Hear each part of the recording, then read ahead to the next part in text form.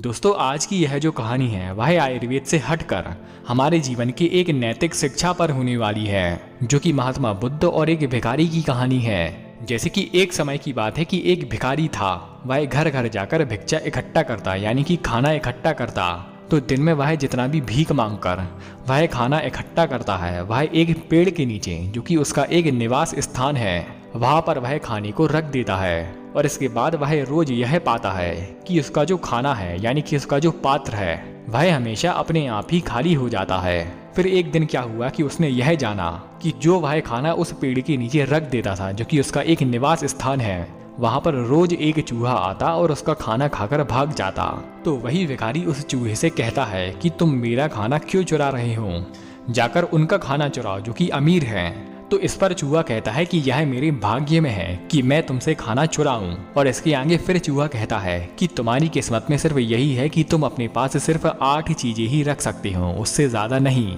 और यह बात सुनकर उस भिखारी को सदमा लगा और निराश होकर कहा कि मेरी किस्मत ऐसी क्यों है। तो इस पर वह छोटा सा चूहा कहता है कि मुझे नहीं पता, तुम जाकर बुद्धा से पूछ सकते हो और शायद हो सकता है कि उनको पता हो। तो इस तरह से वही भिखारी इंसान बुद्धा की राह पर निकल जाता है, बुद्धा की खोज में। अब सुबह सूर्य उदय के साथ ही वह भिखारी गौतम बुद्ध की राह देखने चला जाता है। और गौतम बुद्ध को ढूंढते ढूंढते जैसे ही शाम हुई तो शरीर में थकावट होने के कारण वह व्यक्ति अपने आप को एक धनी परिवार में, यानी कि वही भिखारी एक धनी परिवार के पास जाता है और एक रात के लिए उस धनी परिवार से आग्रह करता है कि वह एक रात के लिए उनको रख ले।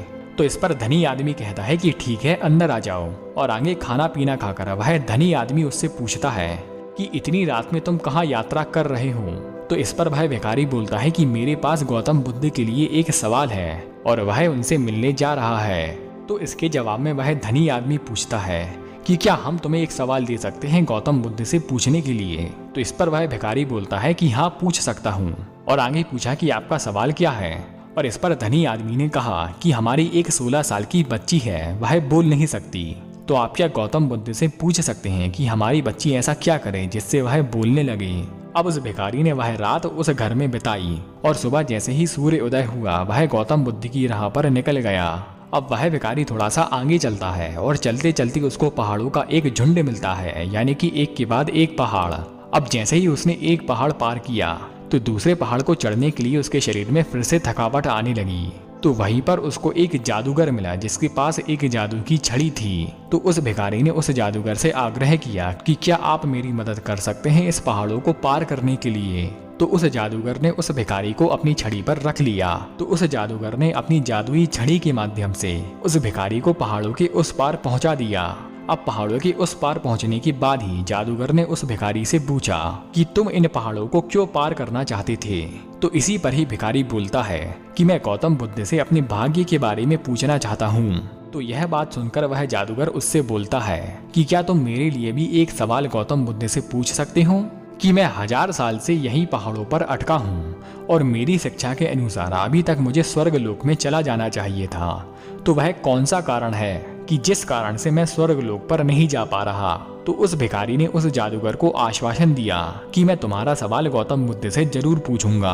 अब वही भिखारी आगे चल पड़ा और चलते चलते उसको एक बड़ा सा तालाब दिखा। अब वह भिखारी फिर से निराश हो गया कि मैं इस गहरे तालाब को कैसे पार करूं। और सौभाग्य की बात है कि उसको वहां पर एक कछुआ मिल गया और कछुआ भिखारी से बोलता है कि मैं तुम्हें तालाब के उस पार पहुंचा दूंगा। और वही भिखारी कछुए के ऊपर बैठ जाता है और बीच में ही वह कछुआ उससे पूछता है कि तुम कहाँ जा रहे हो। तो वही भिखारी बोलता है कि मैं गौतम बुद्ध से अपने भाग्य के बारे में पूछना चाहता हूँ। तो इस पर वह कछुआ बोलता है कि क्या तुम मेरे लिए गौतम बुद्ध से सवाल पूछ सकते हो।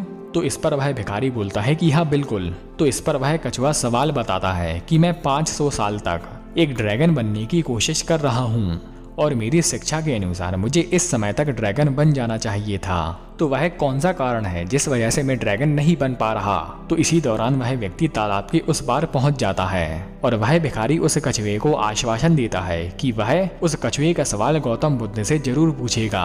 और तालाब के उस पार पहुंचने के साथ ही वह गौतम बुद्ध को ढूंढने की राह जारी रखता है। और वह आखिर में अंत में वह गौतम बुद्ध के पास पहुंच जाता है जहाँ पर गौतम बुद्ध रहते हैं। अब वह गौतम बुद्ध के पास जाता है, उनको प्रणाम करता है और गौतम बुद्ध से बोलता है कि मैं बहुत दूर से आया हूँ आपसे सवाल पूछने के लिए तो इसके जवाब में बुद्धा बोलते हैं कि मैं तुम्हारे सिर्फ 3 सवाल का जवाब ही दूंगा, याद रहे केवल 3 सवाल। अब वह भिखारी हैरान रह गया क्योंकि उसके पास 4 सवाल थे, एक खुद का, एक उस धनी परिवार का, एक उस कछुए का और एक उस जादूगर का। तो इस पर वह भिखारी उस कछुए के बारे में मनन करता है कि वह 500 साल तक जी रहा है, उसको कितने कष्ट हुए होंगे। वह जादूगर 1000 साल से जी रहा है, उसको कितने कष्ट हुए होंगे। और अंत में वह उस लड़की के बारे में सोचता है कि वह जिंदगी भर बिना बोले रहने वाली है।